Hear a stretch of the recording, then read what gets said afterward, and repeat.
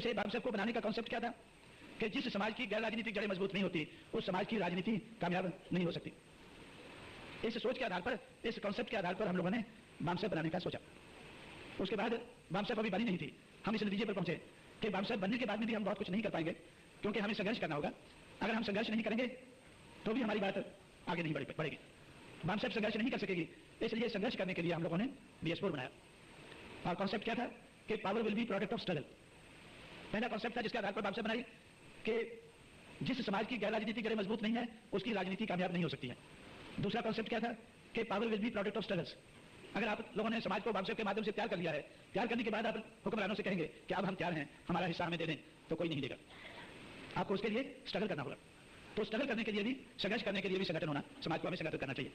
उसके बाद हम लोगों ने सोचा कि those who oppose will be required to propose. ये तीसरा कॉन्सेप्ट बनाया। तो इसलिए हम लोगों ने सोचा कि जो अपोजिशन का काम है, अपोज करने का काम है, मुखालफत करने का काम है और संघर्ष के माध्यम से मुखालफत करने का काम है, वो DS4 नहीं करेगी, वो BSP करेगी, वो पॉलिटिकल पार्टी करेगी। तो इसलिए हम लोगों ने बहुजन समाज पार्टी बनाई।